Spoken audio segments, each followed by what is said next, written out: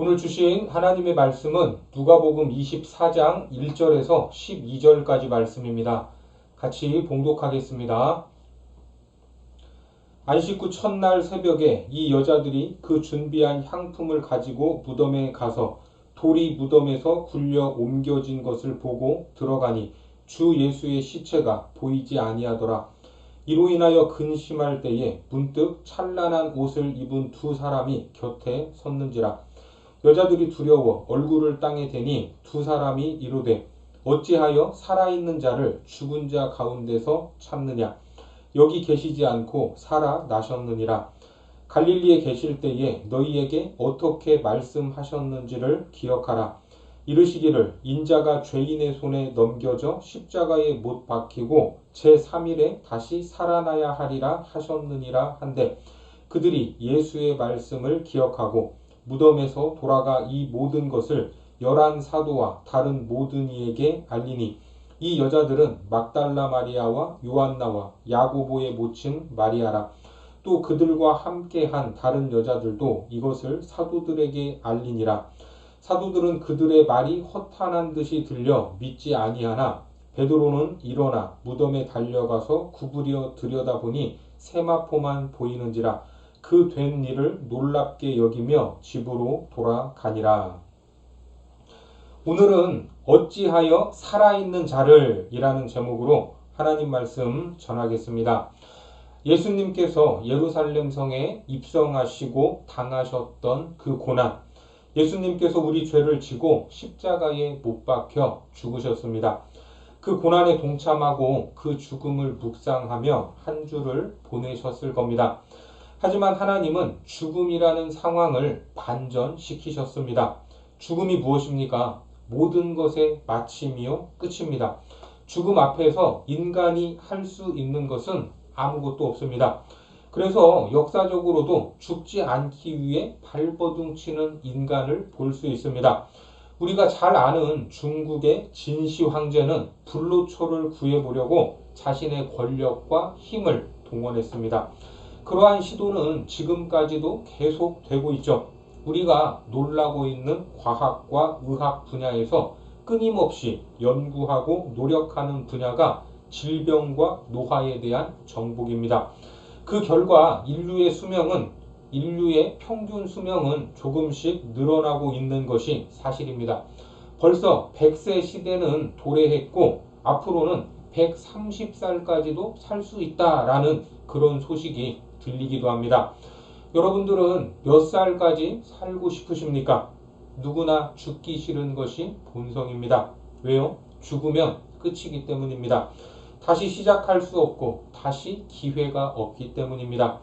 그런데 십자가에 못 박히신 예수님, 그분은 죽었습니다. 로마의 병사들이 옆구리를 창으로 찔러 물과 피를 다 쏟아냈습니다. 인간의 육체가 그렇게까지 되었다면 분명한 사망에 이른 것입니다. 그리고 무덤에 묻히셨습니다. 하지만 하나님께서는 그 누구도 어찌할 수 없는 죽음을 반전시키셨습니다. 어떻게? 다시 살려내신 겁니다. 죽으면 끝이다 라고 생각을 했는데, 그래서 누구나 죽기 싫어하는데 죽어도 다시 살 수 있다는 것을 보여주신 겁니다. 오늘이 주님께서 부활하신 부활절이지만 사실 우리가 매주일 예배를 드리는 이유가 주님의 부활을 기념하기 위함입니다. 그 부활을 매주일마다 기억하는 것입니다. 지난 주간 주님의 고난을 묵상하면서 그 고난에 동참하셨지만 사실 우리가 살아가는 매일, 매 순간, 매 주가 고난의 연속일 것입니다. 가정에서, 학교에서, 직장에서 고난이 있습니까? 없습니까? 경제적으로, 정서적으로, 인간관계에서도 고난이 있습니까? 없습니까? 정도의 차이는 있을 수 있지만 나는 고난이 없다, 아무렇지 않다 이렇게 말할 수 있는 분은 없을 겁니다. 다만 인내하고 믿음으로 이겨낼 뿐입니다. 우리 삶에 끊이지 않고 마주하는 고난이 있지만 그럼에도 오늘 부활하신 주님을 바라보고 부활하신 주님께서 무슨 일을 하셨는가, 또 어떤 분인지 깨달아 여전히 고난당하는 우리에게 주어진 삶, 그리고 사역의 현장에서 담대하고 힘있게 전진하는 성도들이 되시기 바랍니다. 예수님 당시에 예수님의 최측근들은 누구죠? 예수님과 3년 동안 동고동락했던 제자들이었습니다. 바로 옆에서 예수님의 가르침을 들었고 예수님이 행하시는 기적들을 친히 보았던 사람들입니다. 그래서 그런지 예수님이 고난에 대한 이야기를 하고 십자가에 달려 죽으실 것을 예고할 때에 자기들은 절대로 주님을 버리지 않겠노라 큰 소리를 쳤습니다. 마태복음 26장 31절에 보면 그때 예수께서 제자들에게 이르시되 오늘 밤에 너희가 다 나를 버리리라. 기록된 바 내가 목자를 치리니 양의 떼가 흩어지리라 하였느니라. 예수님의 말씀대로 제자들 중에 예수님을 팔아버린 배신자도 나왔고 예수님을 지키고 보호하겠다고 큰 소리를 뻥뻥 쳤지만 결국은 다 도망가 버렸습니다. 마가복음 14장 50절에 제자들이 다 예수를 버리고 도망하니라. 제자들은 겟세마네에서 예수님이 기도하실 때라도 같이 기도하면서 영적으로 깨어 있어야 했는데 영적으로 무장했어야 했는데 결국 영적으로 실패했기 때문에 예수님이 고난당하시고 십자가를 지시고 죽으시고 또 장사되는 모든 과정에서 한 일이라고는 아무것도 없었습니다. 예수님의 최측근인 제자들이 이런 모습이었다면 하나님의 일이 될 것 같습니까? 안 될 것 같습니까? 인간적으로 보면 누가 나설까? 안 될 것 같기도 합니다만 전혀 그렇지 않았습니다. 하나님은 다른 사람들을 사용하셔서 하나님의 계획대로 모든 일들을 하나 둘씩 이루어 가셨던 겁니다. 이것은 부활의 역사에서도 마찬가지입니다. 예수님은 제자들을 버리지 않으시고 장차 사역에 동참하게 하시려고 여인들을 보내주시는데 이 여인들은 다소 수동적이고 무능력하게 보이는 모습이었지만 그럼에도 고난당하는 예수님, 죽임당하는 예수님 가까이에서 그분을 끝까지 지키려고 했습니다. 갈릴리에서 자신들에게 가르침을 주시고 기적을 베풀어 주신 예수님의 은혜, 그분의 자비를 잊지 않고 주님을 사랑하는 마음으로 뒤를 따랐던 것이 여인들이었습니다. 이처럼 하나님의 일들이 제자들이 아닌 여인들을 통해 이루어졌고 또 여인들이 적극적으로 주님을 뒤따를 때에는 이미 행하시는 하나님, 앞서 행하시는 하나님의 역사를 볼 수 있는 겁니다. 본문으로 가서 1절과 2절을 보니까 안식 후 첫날 새벽에 이 여자들이 그 준비한 향품을 가지고 무덤에 가서 돌이 무덤에서 굴려 옮겨진 것을 보고 이 여자들이 누굽니까? 막달라 마리아, 요셉의 어머니 마리아로 안식일 전날 그러니까 예수님께서 돌아가신 금요일 저녁에 예수님의 시신이 안치된 무덤까지 따라갔던 겁니다.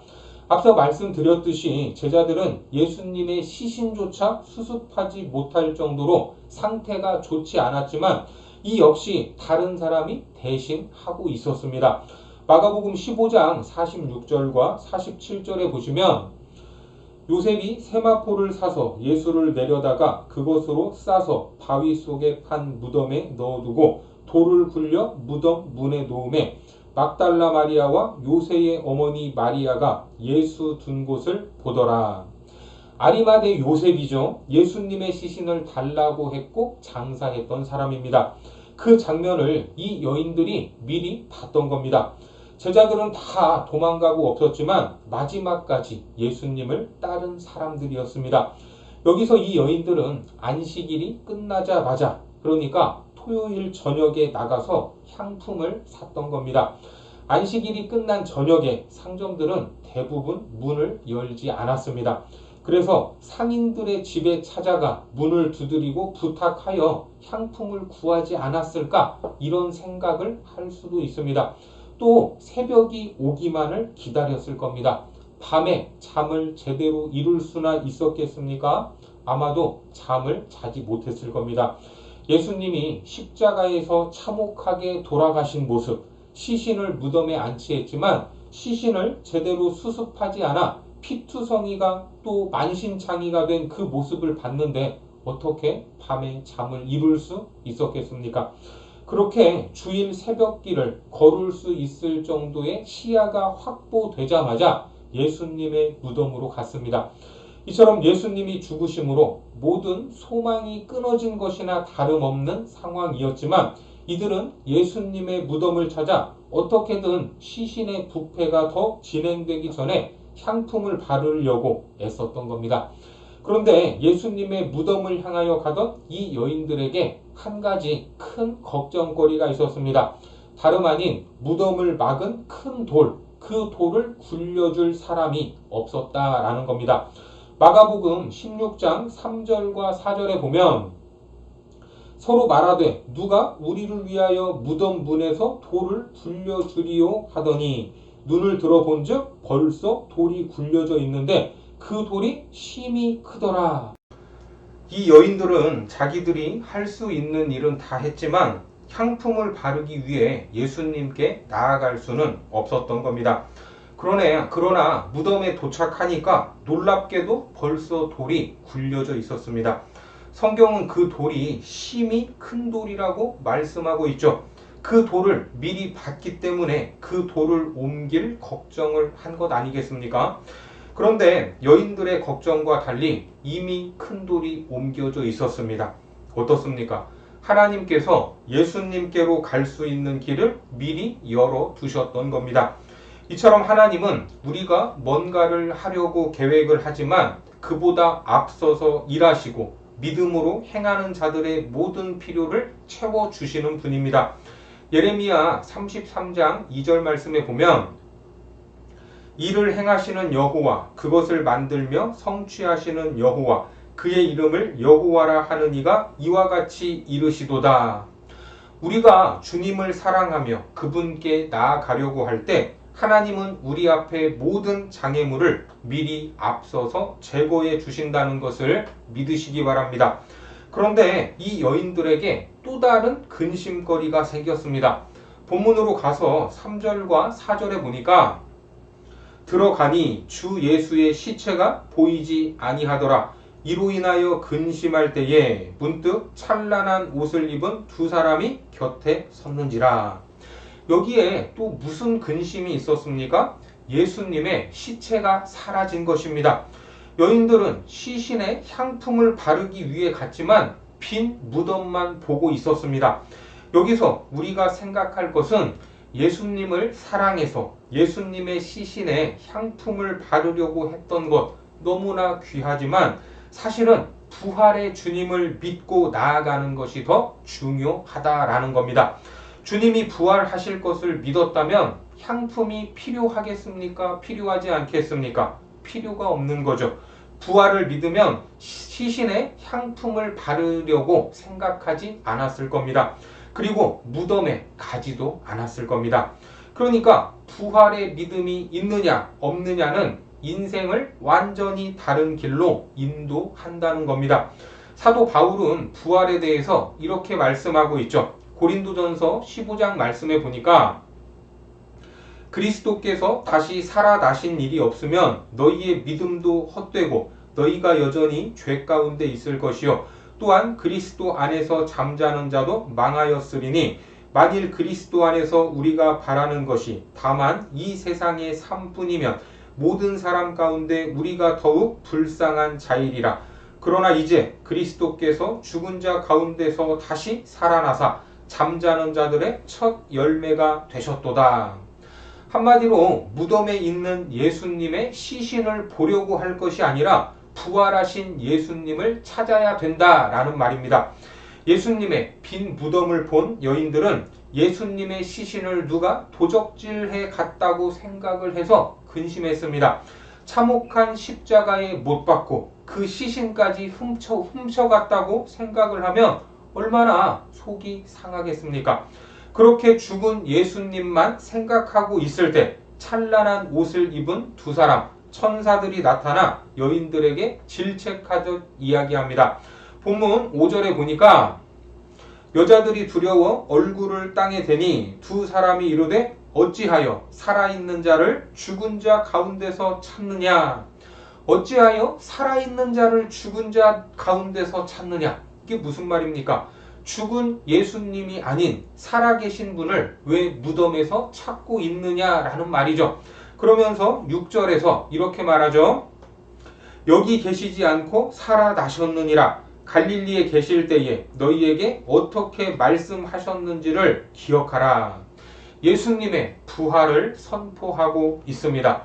그리고 갈릴리에 계실 때 하셨던 말씀을 기억하라고 하며 십자가에 못 박히시고 제3일에 살아나신다고 하셨던 예수님의 말씀을 다시 전하고 있습니다.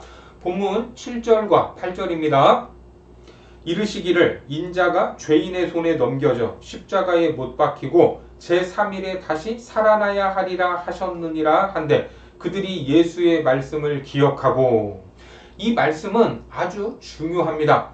자신이 목격하거나 전에 들은 부활의 소식과 함께 그것이 성경에 어떻게 예언이 되어 있는가 하는 것을 제시하는 것. 이것은 이후 사도들과 전도자들이 부활의 복음을 전할 때 사용한 전도법이 되었습니다. 지금까지도 이어져 내려오는 전도법입니다. 특별히 이 부활절에 주님을 예배하는 우리 역시 부활의 증인들입니다. 부활하신 예수님을 만나고 체험한 간증과 함께 성경에 기록된 명백한 증거를 제시함으로써 세상에 부활하신 예수님을 전해야 할 것입니다.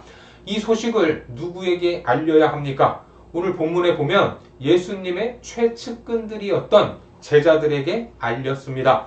본문 9절과 10절에 보니까 무덤에서 돌아가 이 모든 것을 11사도와 다른 모든 이에게 알리니 이 여자들은 막달라 마리아와 요한나와 야고보의 모친 마리아라. 또 그들과 함께한 다른 여자들도 이것을 사도들에게 알리니라.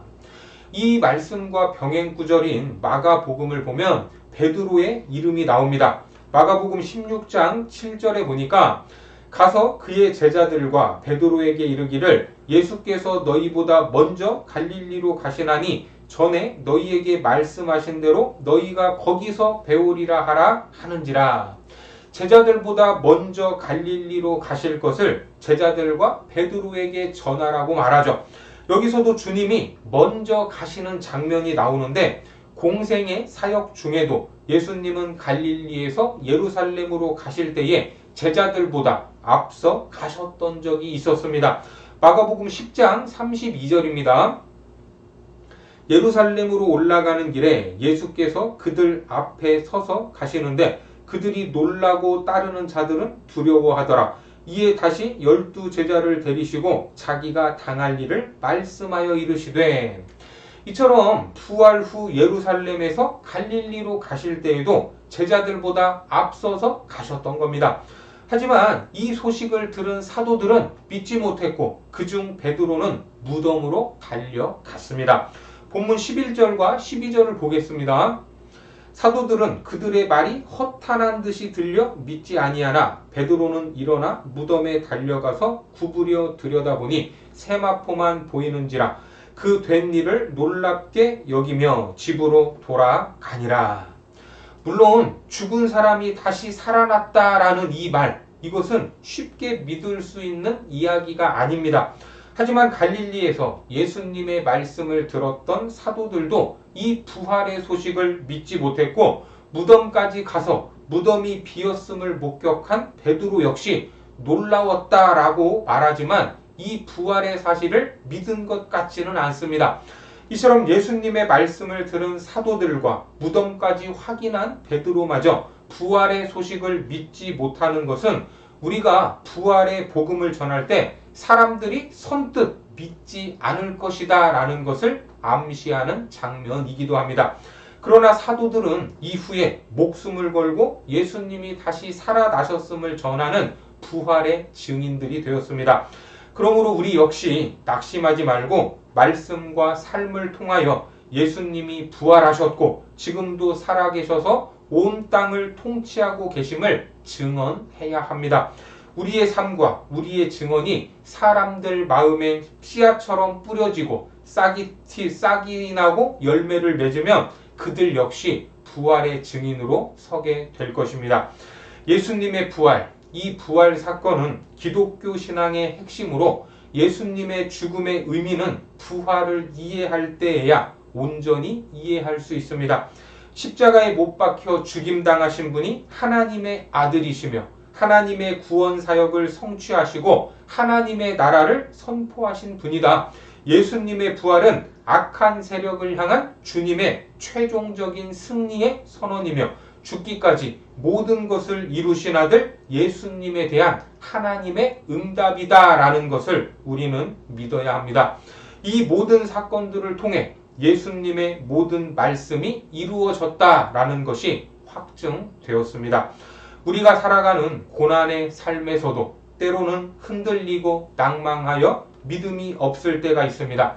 하지만 어떤 상황에서도 부활의 주님을 바라보고 부활을 확신한다면 결코 절망하거나 낙심하지 않을 것입니다. 왜 그렇습니까? 아무리 힘들어도 죽는 것보다는 덜하기 때문입니다. 그런데 주님은 그 죽음을 이기신 분입니다. 부활만이 죽음을 이길 수 있는 유일한 해결책입니다. 그러나 때로 우리는 주님을 믿고 사랑하면서도 현실 앞에서 부활의 믿음을 놓칠 때가 있습니다. 그때마다 주님의 말씀을 되새기면서 부활의 약속을 기억하고 믿음을 다시 회복하기 바랍니다. 오늘 부활의 아침에 살아계신 예수님을 알고 믿고 그 안에서 구원받은 우리가 모든 것을 먼저 행하시고 부활의 영광으로 충만하게 하시는 놀라운 역사 그리고 그 능력을 경험하시기를 주님의 이름으로 축원합니다. 기도하겠습니다. 하나님, 인간이 이길 수 없는 사망 권세를 이기신 부활의 능력을 보이시니 감사합니다. 우리의 삶에도 끊임없이 이어지는 고난의 순간 속에서 낭만과 불신으로 빠지지 않기를 원합니다. 부활의 주님을 바라보기를 원합니다. 그리하여 앞서 행하시고 약속을 성취하시는 놀라운 역사를 경험케 하시고 그것을 보고 들은 증인으로서 주님의 부활을 증거하는 복된 삶으로 인도하여 주옵소서. 예수님의 이름으로 기도드립니다. 아멘.